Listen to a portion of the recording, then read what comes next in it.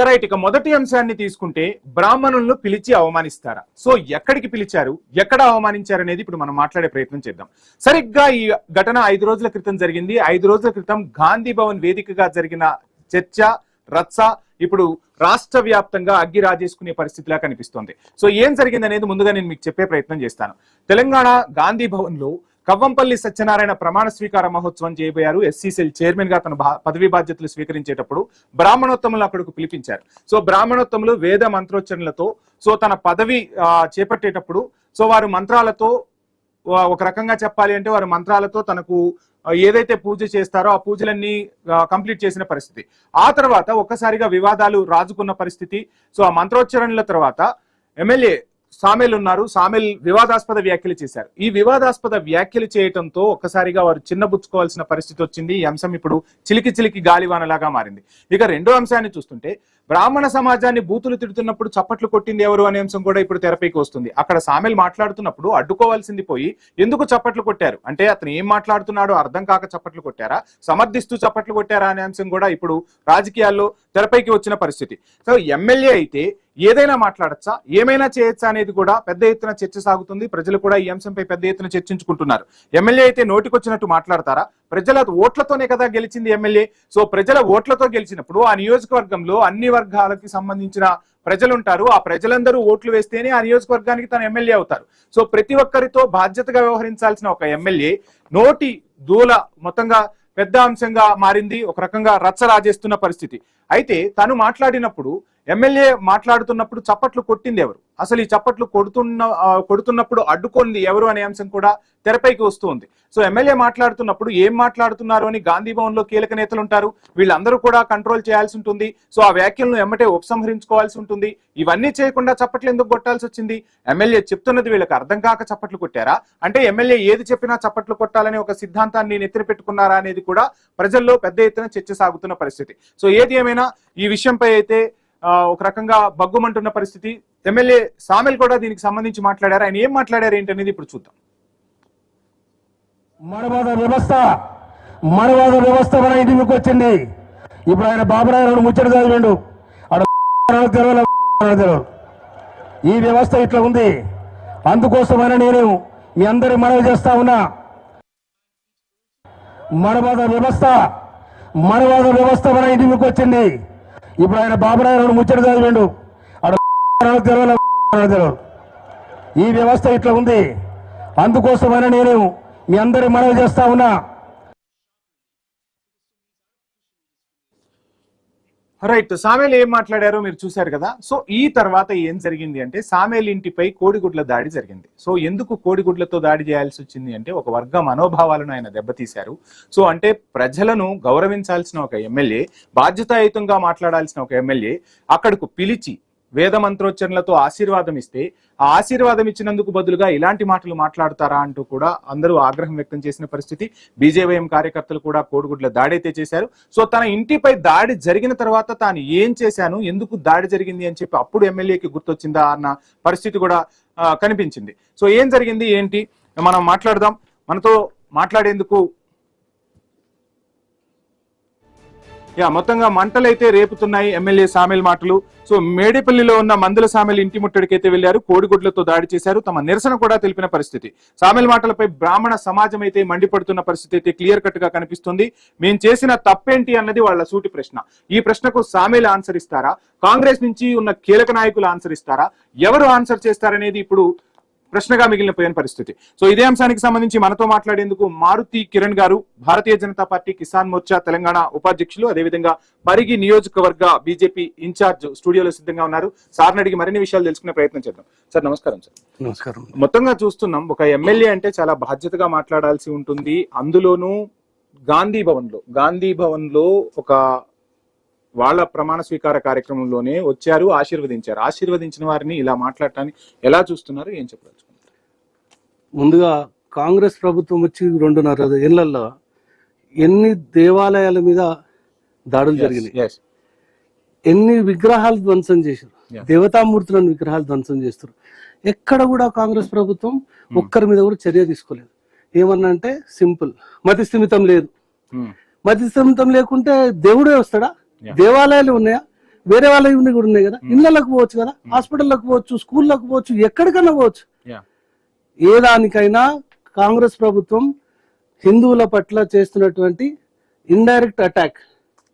So వాళ్ళు చేస్తున్న దానికి ఇప్పుడు నిదర్శనం నిన్న గాంధీ భవన్ లో జరిగిన విషయంపై ఇప్పటి వరకు ఎవరు స్పందించలేదు. దీన్ని ఎలా చూస్తున్నారు?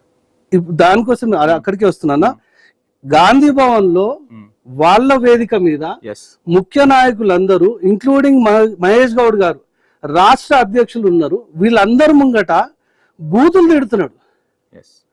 మనకు ఆయన ఆశీర్వచనాలు ఇస్తుంటే దాన్ని బూతుల కింద మార్చి తిడుతుంటే కనీసం ఒక్కడు ఆపడాన్న.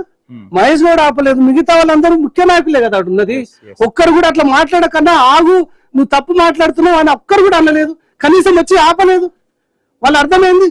అది కాక సప్పట్లు కొడతారు, కీలలేస్తారు, కేరింతలు కొడతారు. దాని అర్థమైంది. సో అంటే ఏంటి వాళ్ళ మాట్లాడుతున్నారు అనేది కూడా వినిపించుకోకుండా ఒక తన్మయత్వంతో నాయకుడు ఏది మాట్లాడితే చప్పట్లు కొట్టే పరిస్థితికి కార్యకర్తలు చేరుకున్నారు అని అనుకోవాలా మనం? అట్లా అనుకుంటామన్నా. ఆల్రెడీ ఇప్పుడు నేను చెప్తానే ఉన్నా, 2.5 ఏళ్ల నుంచి నాయకుడు ఏది మాట్లాడినా కరెక్ట్ అయిపోతుందా? ఎట్లా అవుతుంది కదా, తప్పే కదా. మరి ఎందుకు తప్పు కాబట్టే కదా ఇప్పుడు అందరూ దిష్టి బొమ్మలు తగిలి పెడుతున్నారు, ప్రతి హిందూ సమాజం అంతా వ్యతిరేకిస్తున్నది. అట్లాంటి సమయంలో కోడిగుడ్లు కొట్టి టమాటాలు కొడితే గానీ ఆయన బయటకు వచ్చి నేను వెనక్కి తీసుకుంటున్నా అంటాడు. వెనక్కి ఎందుకు తీసుకుంటాడు? ఆయన క్షమాపణ కదా చెప్పాల్సింది. ఆ పదమే వాడలేదు ఆయన, ఎక్కడ కూడా పదం వాడలేదు. ఒకసారి అసలు సామేలు ఏమన్నారు? సామేలు ఈ దాడి జరిగిన తర్వాత సామేలు స్పందించారు. సో ఏం స్పందించారు? ఆయన చెప్పిన క్షమాపణ లాగా అనిపించిందా? సో ఏం మాట్లాడారు ఏంటి అనేది, లేదంటే కాంగ్రెస్ పార్టీ అధిష్టానం దిద్దుబాటు చర్యలు చేపట్టిందా? సో మొత్తంగా అసలు సామేలు ఏమన్నారు ఏంటో ఇప్పుడు మనం చూద్దాం.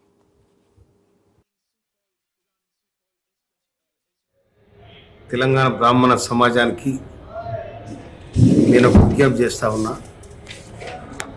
మొన్న 12వ తారీఖు నాడు జరిగిన మా కౌంపల్లి సత్యనారాయణ సన్మాన సభలో అది మీకు నేను వాడిన పదం ఏమన్నా బాధ కనిపిస్తే నేను వాపసు తీసుకుంటున్నా. కనుక మీ పట్ల కానీ, మీ వ్యవస్థ పట్ల కానీ, మీ సంస్కృతి పట్ల కానీ నాకు అమితమైన గౌరవం ఉన్నది.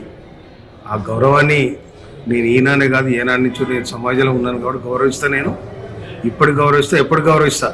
ఎందుకంటే నన్ను ఈ వర్గాల్లో ఉన్న బ్రాహ్మణులు కూడా, ఈ నియోజకవర్గంలో ఉన్న బ్రాహ్మణులు కూడా నన్ను చాలా గౌరవిస్తారు. నేను వాళ్ళని గౌరవిస్తా. నా ఇంట వాళ్ళు నాకు వాళ్ళ దీవెన ఉంది. కానీ సమాజానికి, బ్రాహ్మణ సమాజానికి ఒకవేళ మీరేమైనా బాధపడితే నేను చాలా విచారణ వ్యక్తం చేస్తున్నా, వాపసు తీసుకుంటున్నా నేను.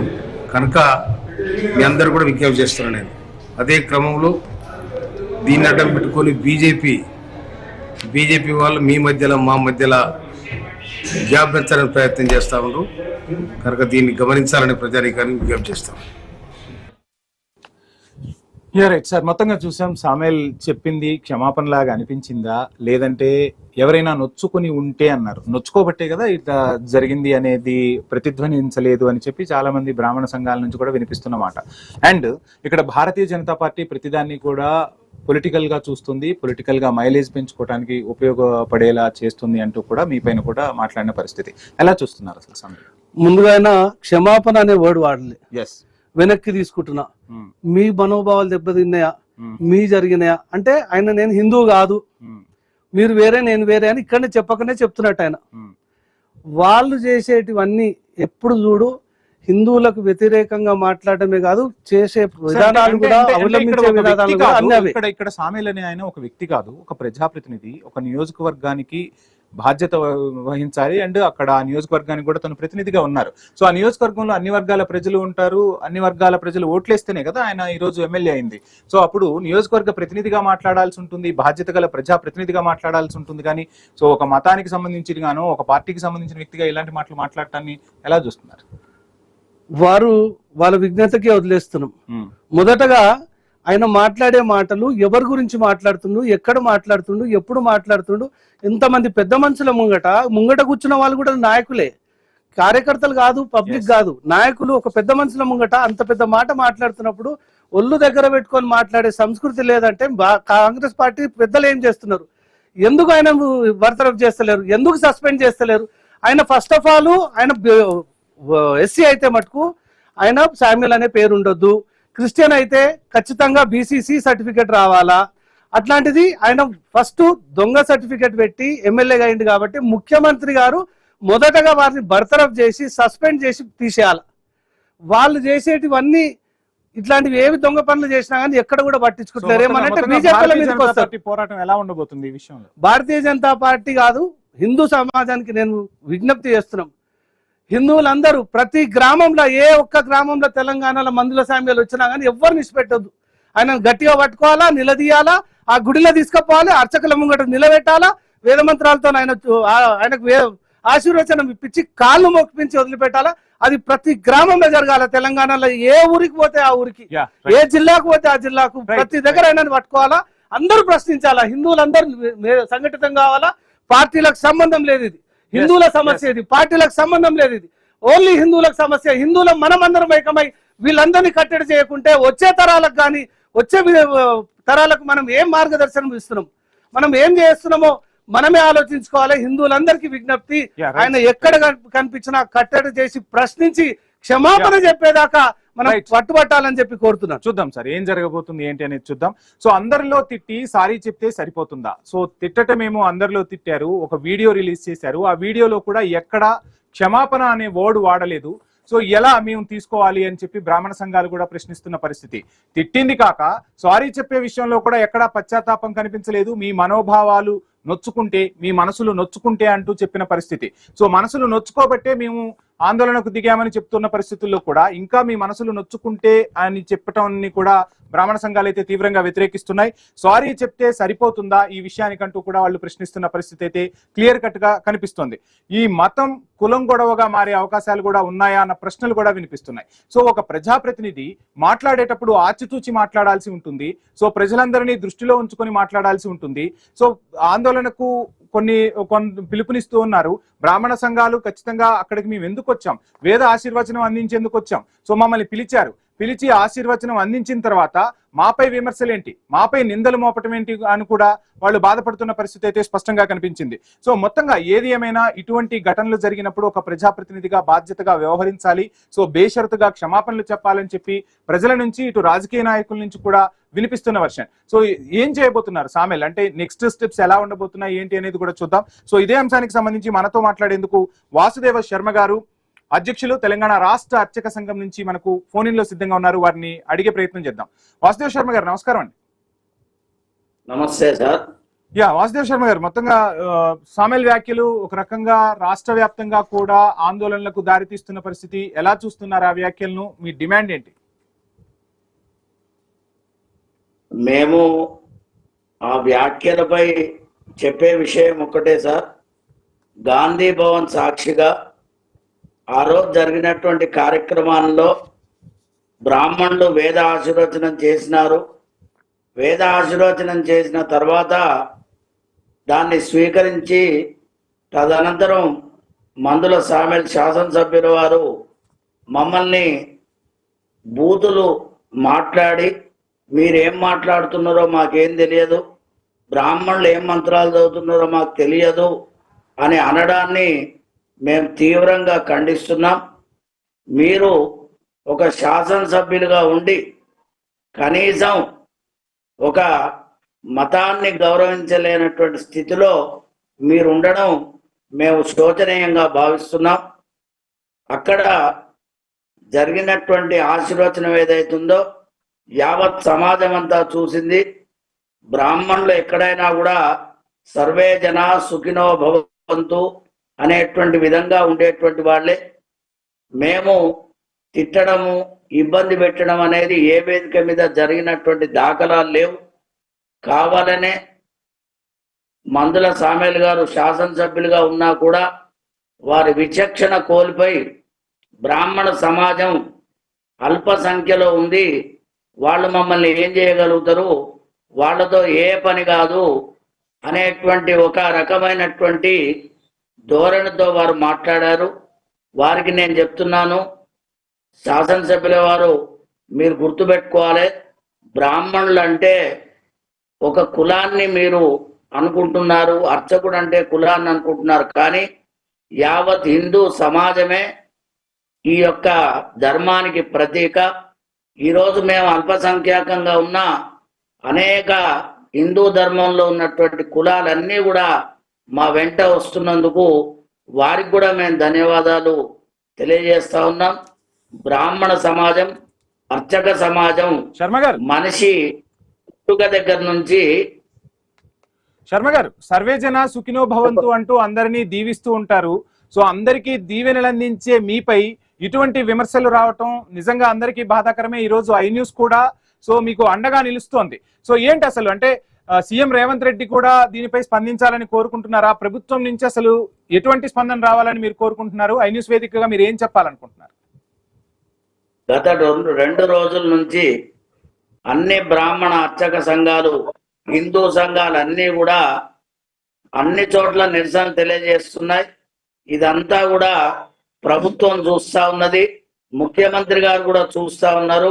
ఇది ప్రజల రాజ్యం, ప్రజల సంక్షేమం, ప్రభుత్వమే ప్రజలది అంటున్నటువంటి ముఖ్యమంత్రి గారు దయచేసి స్పందించి శాసనసభ్యులు ఎవరైతే ఉన్నారో మందుల సామెల్ గారిని వెంటనే తన శాసనసభ్యత్వాన్ని రద్దు చేయించాలి. అదేవిధంగా ఆ రోజు పిలిపించినటువంటి ఎమ్మెల్యే, మానకొండూరు ఎమ్మెల్యే కబంపల్లి సత్యనారాయణ గారు కూడా తెల్లవారి ఇచ్చినటువంటి తన ఇంటర్వ్యూలో బ్రాహ్మణులు తిడితే తప్పేముంది అని అంటున్నారు.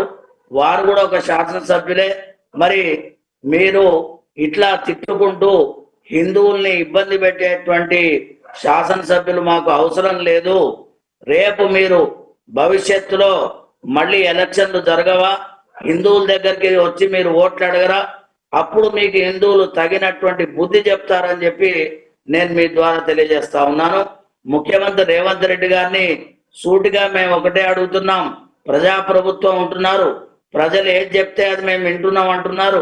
మరి ఇంతమంది ప్రజలు, ఇంతమంది హిందువుల మనోభావాలు దెబ్బతీసినటువంటి మందుల సామెల్ గారిని పిలిచి మమ్మల్ని అవమానపరిచినట్టు చేసినటువంటి కవంపల్లి సత్యనారాయణ మానకొండూరు ఎమ్మెల్యే గారిని వెంటనే బర్తరఫ్ చేయాలని చెప్పి వారిని శర్మ గారు ఐ న్యూస్ కూడా మీకు అండగా నిలుస్తుంది. ఈ పోరాటంలో ఐ న్యూస్ కూడా మీతో కలిసి వస్తుందని సవినయంగా చెప్పుకుంటున్నాం. సార్ మొత్తంగా చూస్తున్నా అందరిలో తిట్టి సారీ చెప్తే సరిపోతుందా? సో ఒక ఎమ్మెల్యేగా ఉన్నప్పుడు బాధ్యతగా వ్యవహరించాల్సి ఉంటుంది, సభా సాంప్రదాయాలను పాటించాల్సి ఉంటుంది, ఎక్కడ ఏం మాట్లాడాలో తెలిసి ఉంటుంది. సో ఇవన్నిటినీ మరిచి విమర్శలు చేయటం ఎంతవరకు సమంజసం? ఒకవేళ విమర్శ చేసిన తర్వాతైనా ఆ తప్పును సరిదిద్దుకునే ప్రయత్నం చేశారా అంటే ఎక్కడా కూడా సరిదిద్దుకునే ప్రయత్నం చేయలేదు. కాంగ్రెస్ అధిష్టానం నుంచి అక్షంతలు పడటంతో మాట్లాడారా? సో ఏదో మాట్లాడాలి కదా అని చెప్పి ఏదో ఒక వీడియో రిలీజ్ చేసినట్టుంది, కానీ ఎక్కడా కూడా పశ్చాత్తాపం కనిపించలేదనేది ప్రజల నుంచి, అదేవిధంగా బ్రాహ్మణ సంఘాల నుంచి కూడా వినిపిస్తున్న ప్రశ్న. ఇదే విషయానికి సంబంధించి సో తను అసలు ఇప్పుడు మనకు తుంగతుర్తి చూస్తే ఎస్సీ రిజర్వ్ నియోజకవర్గం, సో ఇక్కడ ఆ అంశం కూడా ఇప్పుడు తెరపైకి వస్తుంది. సో ఏం చేయబోతుంది భారతీయ జనతా పార్టీ? ఏమైనా ఈ అంశం సంబంధించి కూడా పోరాటం చేయబోతుందా? ఏం జరగబోతుంది అసలు? ఖచ్చితంగా భారతీయ జనతా పార్టీ చలో తుంగతుర్తి ప్రోగ్రాం చేస్తాం. మా దగ్గర ఉన్నటువంటి దళిత సంఘాలందరినీ ఏకం చేస్తాం. ఎందుకంటే ఇప్పుడున్నటువంటి మందుల సామ్యుల్ ఫస్ట్ దళితుడా కాదా అని తేల్చాల్సిన అవసరం భారతీయ జనతా పార్టీకే కాదు, దేశంలో ఉన్నటువంటి ప్రతి ఒక్కరికి అవసరం. ఎందుకంటే ఇక్కడ జరగబోయేది ఎంతసేపు కులాన్ని అడ్డం పెట్టుకొని, మతాన్ని అడ్డం పెట్టుకొని, కులం మార్చేసుకొని ఏ కులంలో ఉన్నామో ఏ మతంలో ఉన్నామో వాళ్ళకే తెలియదు. కానీ వాళ్ళు చేస్తున్నటువంటి ఈ అబద్ధాలు, ఈ దొంగ సర్టిఫికెట్లు ఇవన్నీ బయట పెట్టి ప్రజల ముంగట బట్టబయలు చేసి వీళ్ళను బర్తరఫ్ చేసేదాకా భారతీయ జనతా పార్టీ ఊరుకునేది లేదు. ఎంతసేపు ఆయన నేను ఎస్సీ అంటాడు, మాదిగా అంటాడు, నేను పోరాటాలు చేసిన అంటాడు. ఏం పోరాటాలు చేసినావు? ఏ ఊర్లో పోరాటం చేసినావు? ఏ జిల్లాలో పోరాటం చేసినావు? రాష్ట్రంలో మాదిగల గురించి నువ్వు ఏడ పోరాటం చేసినావు? మా మందకృష్ణ మాదిగన్న చేసిండు, ఆయన జీవితం మొత్తం సాక్రిఫైస్ చేసిండు. మేము చూస్తున్నాం చిన్నప్పటి సంది మందకృష్ణ మాదిగన్నాను. నువ్వు ఏడ కనిపించినావు? ఏ పోరాటాలలో కనిపించినావు? నువ్వు ఒక్కసారన్నా ఎక్కడన్నా కనిపించినావా? చెప్పేటివన్నీ ఈ రోజు నువ్వు ఎమ్మెల్యే అయినందుకు నేను పెద్ద గొప్ప నాయకుడిని, నేను పోరాటం చేసిన అని చెప్తున్నావా? నువ్వు ఏడ చేసినావు చూపించు. నీ చరిత్ర ఏందో మాకు తెలియదా? మేము ఊకుంటాం అనుకుంటున్నావా? ఖచ్చితంగా మేము వస్తున్నాం, మేమందరం వస్తాం, నీ దగ్గరకు వస్తాం. నువ్వు తుంగతుర్తికి వస్తే తొక్కుతా అంటున్నావు కదా బిడ్డ, మేము వచ్చి చూపిస్తాం. ఎవరు దొక్కుతాడో చూద్దాం. భారతీయ జనతా పార్టీ కాదు, హిందూ సమాజం మొత్తం వస్తుంది తుంగతుర్తికి.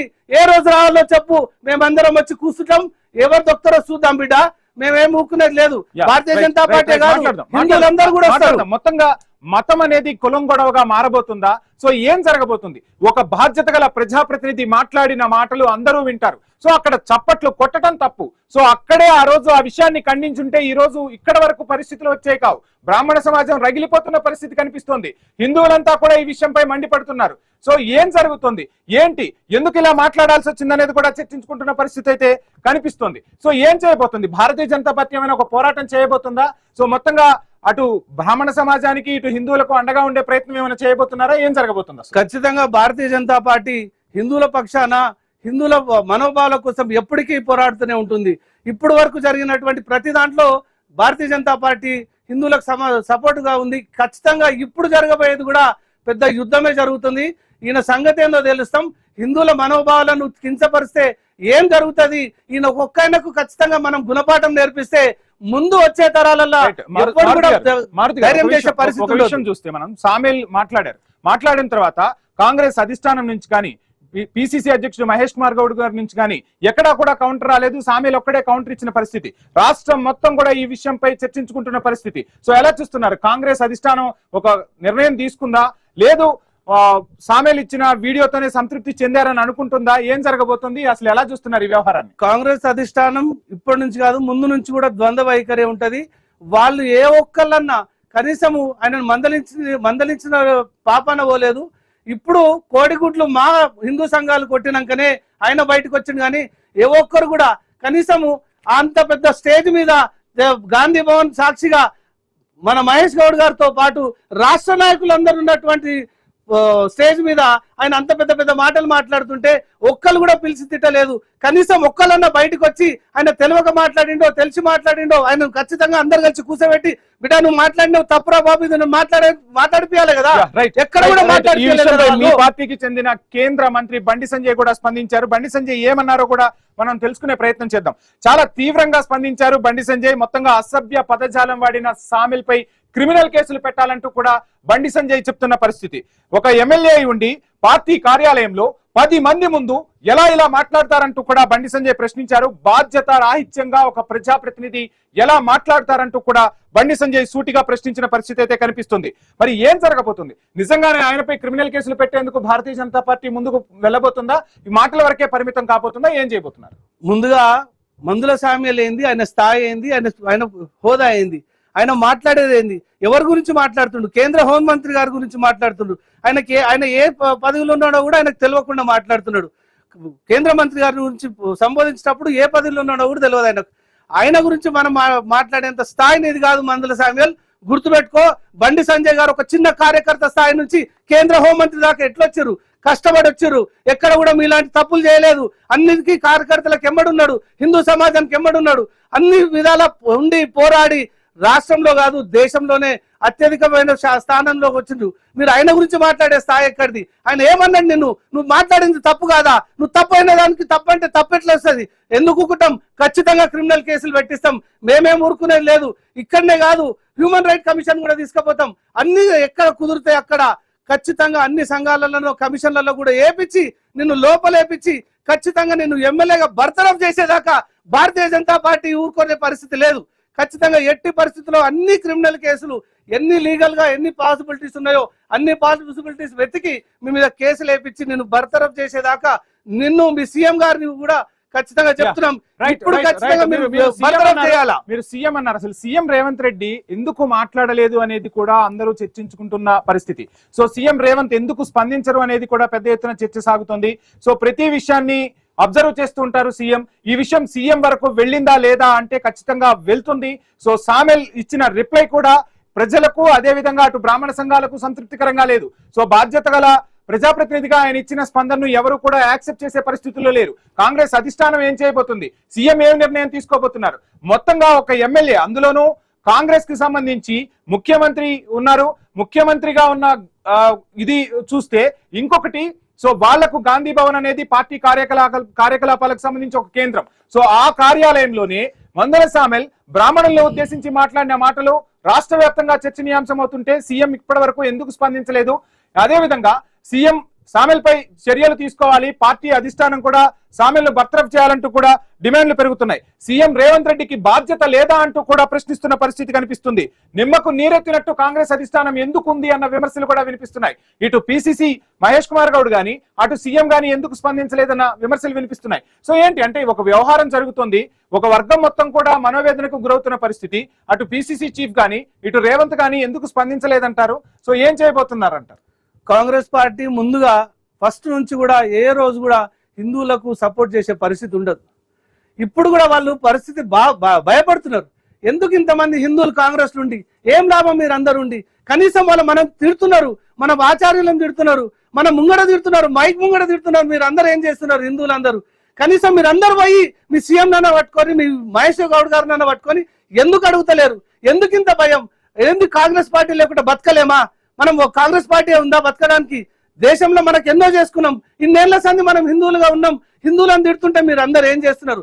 కాంగ్రెస్ పార్టీలో ఎప్పుడు కూడా హిందువులు అణిచివేయబడతారు అనే దానికి ఇది ఒకటి పెద్ద నిదర్శనం అన్న. మీరు ఆలోచించండి, ఎక్కడ కూడా వేరే మతాల మీదకి వచ్చినప్పుడు కాంగ్రెస్ పార్టీ ఎవరిని కూడా వాళ్ళని కాపాడిన దాఖలాలు ఎన్నో ఉన్నాయి. హిందూ సమస్యల మీద వస్తే ఏ ఒక్క రోజు కూడా స్పందించారు. ఇప్పుడు మహేష్ గౌడ్ సీఎం మిగతా మినిస్టర్లు ఇంతమంది ఉన్నారు, ఇంతమందిలో ఒక్కరు కూడా స్పందించారా? ఒక్కరు కూడా బయటకు రారా? హిందువులందరూ ఏం చేస్తున్నారు కాంగ్రెస్ లో? ఒక్కసారన్నా బయటకు వచ్చి మాట్లాడండి, కనీసం మాట్లాడండి. కాపాడుకోవాల్సిన బాధ్యత మనది ఉన్నది. మారుతి గారు, ఇదే అంశానికి సంబంధించి నామాని మహేష్ గారు భారతీయ జనతా పార్టీ అధికార ప్రతినిధి స్పందించారు. మరి ఏమన్నారో ఇప్పుడు చూద్దాం. లకారంతో ఉపయోగించినటువంటి పదాలు చాలా జుగుప్సాకరంగా ఉన్నాయి. ఎందుకు ఇలాంటి పదాలు వాడాల్సిన పరిస్థితి వచ్చింది? నువ్వు మాట్లాడుతున్న విధానం ఏంది? నువ్వు ఎలక్టెడ్ రిప్రజెంటేటివ్ అయినా నువ్వు అసలు? సో దీన్ని మేము తీవ్రంగా ఖండిస్తా ఉన్నాం భారతీయ జనతా పార్టీగా.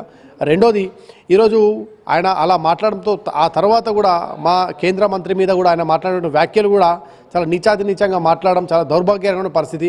ఇట్లాంటి పరిస్థితిని ఎందుకు మరి కాంగ్రెస్ పార్టీ అధినాయకత్వం చూస్తూ ఊరుకుంటుందో కూడా మరి ఇప్పటివరకు నాకు సమజైతలేదు. అట్లీస్ట్ ఆయన పైన ఇమ్మీడియట్లీ ఒక యాక్షన్ తీసుకోవాల్సినటువంటి ఒక బాధ్యత ఉంది. ఓటు బ్యాంకు రాజకీయాలు అంటాం కదా, ఓటు బ్యాంకు రాజకీయాలకు పరాకాష్ట కాంగ్రెస్ పార్టీ అని మరోసారి ఈరోజు నిరూపితమైంది అని అనుకోవచ్చు. యావత్ హిందూ సమాజాన్ని, దళిత సమాజాన్ని, తర్వాత బ్రాహ్మణ సమాజాన్ని అందరూ కూడా ముక్త కంఠంతో ఈరోజు వ్యతిరేకిస్తూ మందుల శామ్యూల్ చేసినటువంటి వ్యాఖ్యలను మేము ఖండిస్తూ ఉన్నాం. Is not a Samuel, is a Samuel, is belongs to, is a converted Christian అని చెప్పేసి మేము ఈరోజు మొత్తంగా సామెల్తో రాజీనామా చేయిస్తారా? సో ఆశీర్వాదానికని పిలిచి అవమానించారంటున్నారు బ్రాహ్మణులు. సో ఏం చేయబోతుంది కాంగ్రెస్ అధిష్టానం? సో రాజీనామా దిశగా అడుగులు పడుతున్నాయని మనం భావించొచ్చంటారా? అసలు ఏంటి, ఏం జరుగుతుంది అనుకోవచ్చు? వాళ్ళు రాజీనామా దిశగా ఎక్కడ కూడా ఇప్పటి వరకు దాఖలాలు కనిపిస్తలేవు. కనీసం ఇంత పెద్ద ఇష్యూ అవుతున్నది, ఒక్కళ్ళు వచ్చి కూడా ముంగట మాట్లాడిన దాఖలాలు లేవు. రాజీనామా ఎడబోతుందన్న, రాజీనామా చేయనియరన్న. వాళ్ళు ఎంతసేపు హిందువులకు ఖచ్చితంగా వ్యతిరేకంగా ఉంటారు. వచ్చే ఎలక్షన్లలో హిందువులందరూ ఏకంగా కావాలా? ఇవన్నిటికీ నిదర్శనాలు. హిందువులందరూ మేల్కోవాల్సిన అవసరం ఉంది. చూడండి, వాళ్ళు మనం తిడుతుంటే కనీసం ఏ ఒక్క లీడర్ వచ్చి కూడా మనం ప్రభుత్వం తీసుకొచ్చినటువంటి మనం ఓట్లేస్తేనే కదా వాళ్ళు నిలబడ్డది. వారు ఈరోజు గవర్నమెంట్ లోకి వచ్చి మనం తిడుతున్నారు, మన అర్చకులను తిడుతున్నారు, మనం దీవనార్థం ఇస్తున్నట్టు కూడా వాటిని కూడా వక్రీకరించి మాట్లాడుతుంటే వాళ్ళు ఒక్కడు కూడా బయటకు వస్తలేరంటే మీరు ఆలోచించండి.